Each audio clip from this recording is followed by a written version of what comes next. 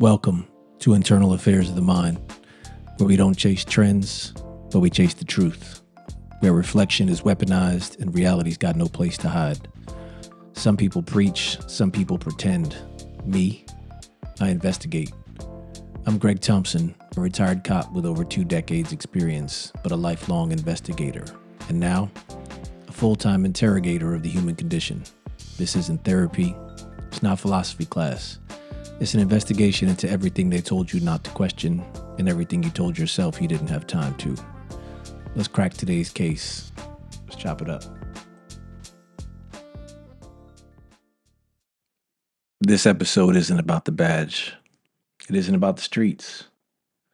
Today it's about the case file I never asked for. The kind you can't arrest, you can't control, can't handcuff. Helplessness showed up first. Anger wasn't far behind. And yet, buried in all the wreckage, there were fragments of grace, strength, resilience, people who showed up, prayers that found me, signs I could not ignore. We all get blindsided by a call we didn't want, a life battle we never signed up for. The question is, when the case is your own, when the fight is bigger than you, how will you respond? This is no ordinary case. This is the hardest case of my life and the hardest interrogation I've ever done, not of a suspect, but of myself. 8:38 a.m. One call shattered all normalcy of my entire lifetime. Not a complicated crime scene to go to, not a difficult suspect to arrest or interrogate. Hell, this wasn't even a case I ever suspected I would have to handle or be assigned to. Because this case, it was personal. Maybe one of the most familiar voices in my life. A voice that was noticeably different. It was broken, full of fear. A voice that delivered words that shattered everything I thought I knew about strength, fear, control. A voice that delivered a diagnosis that struck me like a bullet. The first punch, it wasn't grief, but confusion and fear. Wait, you said what?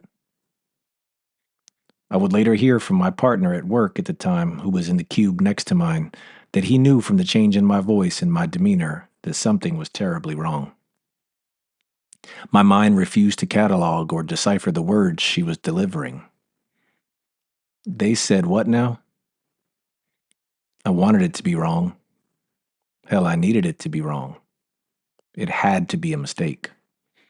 But it wasn't. It was all true. To say that call crippled me would be an absolute understatement. Words that would later follow from medical personnel explaining the anticipated prognosis. Stage 4, incurable, terminal. Suddenly, the strongest, most caring, loving, and given human being I've ever known was in the fight of her life. And now somehow, I had to be strong enough with and for her. That Monday's work week started as normal.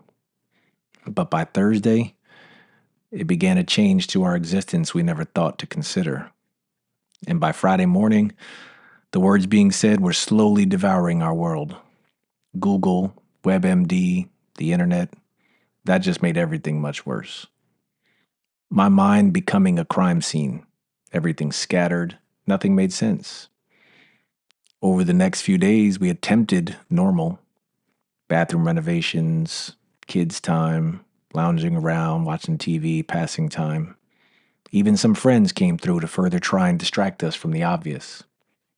Fear, confusion, anger flooded me like I've never experienced on rapid fire. Irrational, overwhelming, and impossible to cage. That kind of real fear. I thought, our kids, our future. Why her?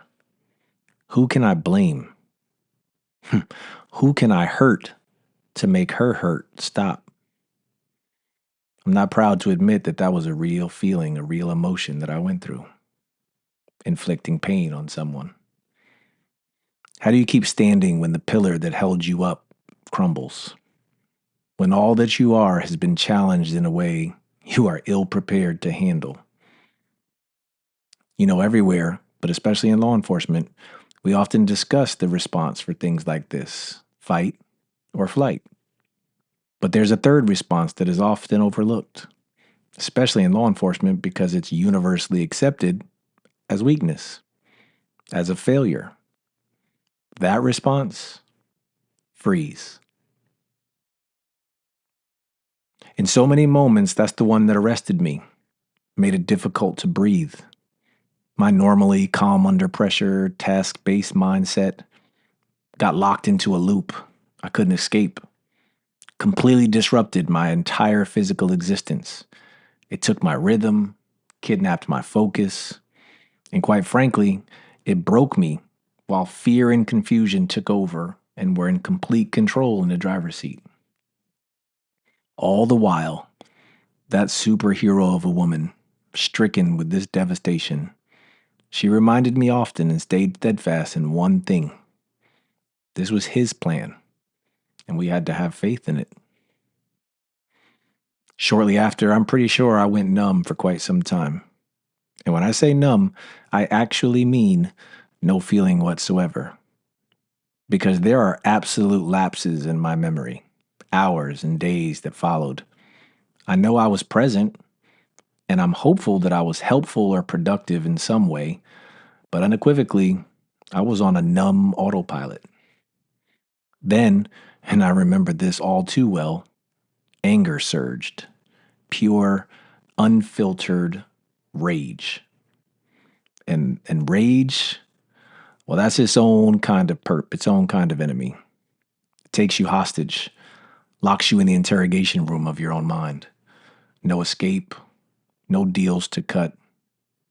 Rage at the unfairness, the timing, the doctors, the need to have someone to blame.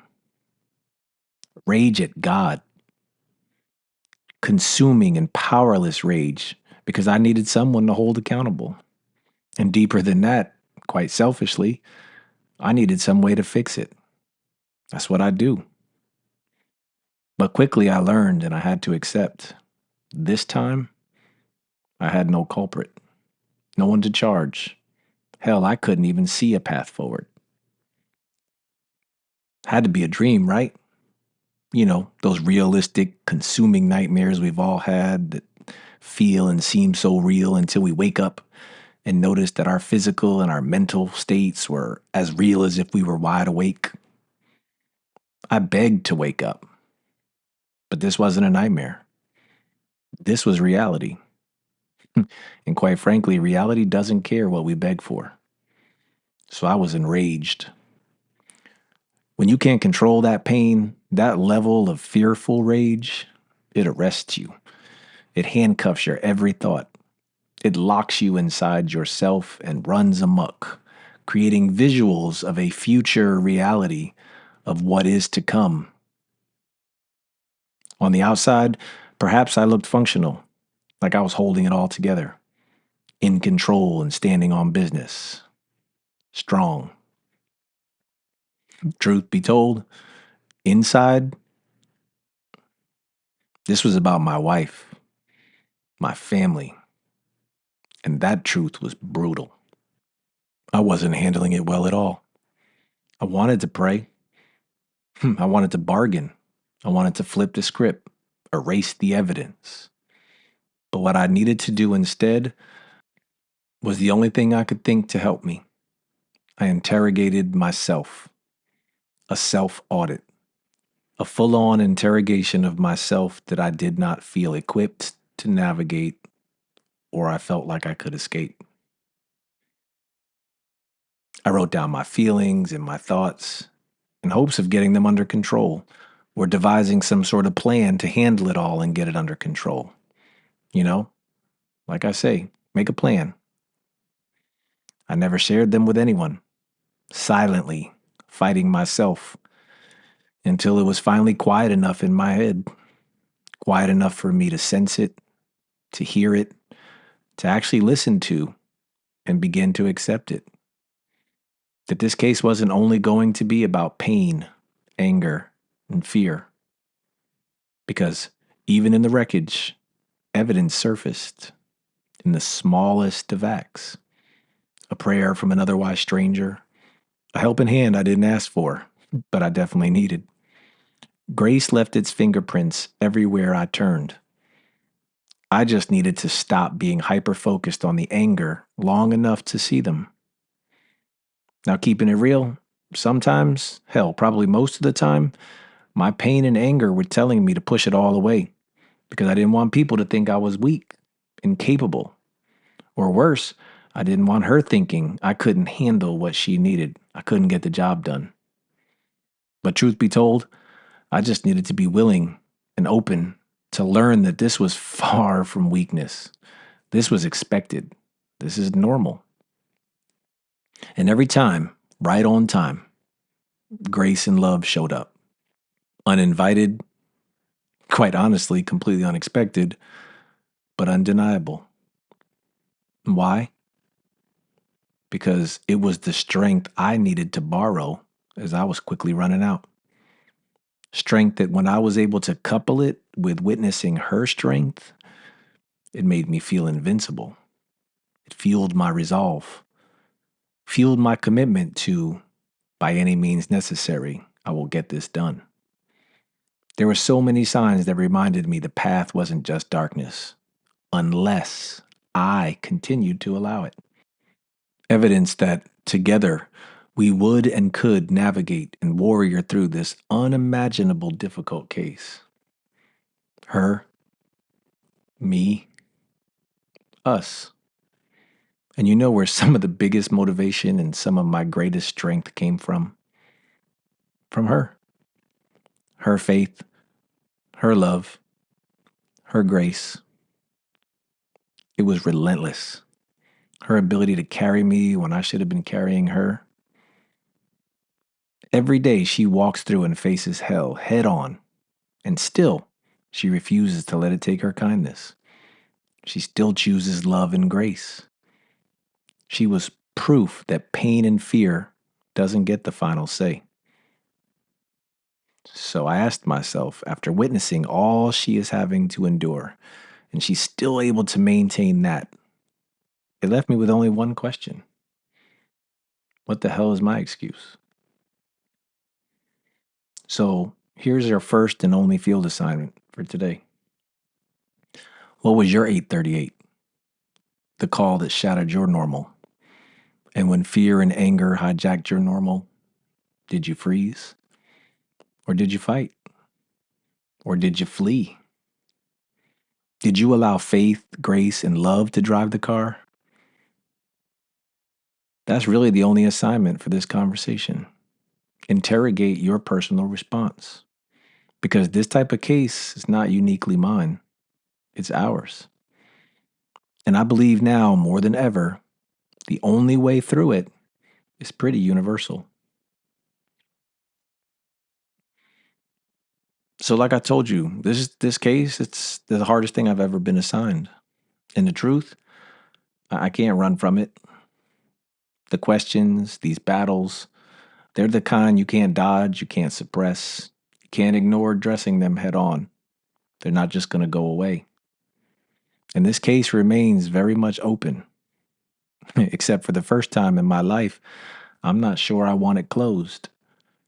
Because the real fear about how it might end still lingers. Now, I won't stand here and preach or pretend that talking about it means I've conquered facing it. That would be disingenuous, both to you and to myself. But every day, every single day, I recognize the battles ahead. The difference now, though, I choose to move with intention, not just reaction. Plan for the worst, but focus on the absolute best of today. Because the bar isn't set by tomorrow's outcome or yesterday's difficulties. The bar is today, right now, this very moment. Each day is a gift, aptly called the present. And the only way to honor it is by living in intentionality with the people we love and by surrounding ourselves with those who lift us up. Negative energy feeds the struggle, but love, gratitude, and presence, they offset it. And here's what saved me, what I'm still learning, and I offer to you as the recipe to survive your unsolvable case. First ingredient, faith over fear. Strengthen your faith because it's the energy source when our tank starts to run empty. Second ingredient, strength. Fortify from the inside out. But don't confuse strength with isolation. Ask for help and definitely accept help. Next ingredient, grace. Allow yourself to feel fear, anger, grief. Emotions aren't weakness. They're proof we're still alive, and they're proof we're still in the fight. The next one, love. Receive it without shame. Give it without hesitation. Love can serve as both armor and weapon. And then, thankfulness. Hunt for one thing every single day, even most difficult days, because it's still there. Anything to be grateful and thankful for. It's not fluff, it's fuel. And then finally, above all, never, ever surrender. Not to anger, not to despair, not to fear, because life is worth living fully every single day, regardless of what fight we're in. We still have a life to live, and we need to live it intentionally. It was the greatest of all time, Muhammad Ali, who said, "Don't count the days, make the days count." And remember, this recipe isn't just for those of us in the middle of a storm. It's also for us who stand near someone in it. Because the smallest act of kindness, one word, one gesture, one prayer, can flip the entire scene. It can turn the darkest moment into light. It can restore someone's hope. 8:38, the time of the call. You want something else to chew on about the irony of life? 8:38 just so happens to have been my batch number as well. The number my wife and I used to laugh or joke about every time it flashed on the clock. Our little inside code or joke. It was just a number we loved to notice. But now, 8:38 isn't just a number. It's a moment. A moment I'll never forget. We'll never forget. It's not just my badge anymore. It now serves as a reminder. A reminder that every moment, every second, every single tick of the clock matters. That the present really is a gift. And that life doesn't hand out guarantees, except for a few. That it will test you, it will break you down, and it will hand you things you never asked for, never wanted, never thought you could carry, things you don't even think you deserve. And this isn't something new to me or to most, if not all of you. But here's the real truth, the real wisdom, and what life has now hammered completely into me and into my soul. Sometimes the number or the pain or the thing you thought defined who you were becomes the very thing that teaches you who you're meant to be. For me, that lesson was 8:38. Not just my badge, not just the time of that call, but the time of my wake-up call. It became my mandate. Hell, it became an oath to live with more intention, to love harder, to hope louder. Never waste the seconds we've been given. Because for me, 8:38 will always remind me now of multiple things. Life is fragile. But then I tell myself so is glass until it's forged by fire. And that's how I choose to perceive and accept what 838 will be for me, for us, going forward. The reminder that lit the fire, that gave us a choice, not just to survive, but to rise. Strong doesn't mean we can't break, it just means we don't stay broken. Don't allow ourselves to wake up carrying yesterday's burdens or difficulties clouding our mind. Live forward, not backwards, and see each day as another opportunity for something good. A positive mindset doesn't mean that we should just ignore or we can ignore anything bad. It just means we choose to focus on the good. And why? Because the memories we want to make need to be rooted in the good things that we experience, not the bad. Because when impossible cases arrive, and trust me, they will, these are the only tools we'll have within our control. She never asked me to fix it. She never asked me to carry it. She just needs me, with her, and through this. And maybe, just maybe, that's the only case I was ever meant to solve. This has been Internal Affairs of the Mind, where we break in, strip it down, and get real. So hopefully together, we can build ourselves back up armed with wisdom. Peace and blessings to everyone. Be kind. Be a good human. Thanks for listening. I'm Greg Thompson, and we'll chop it up next time.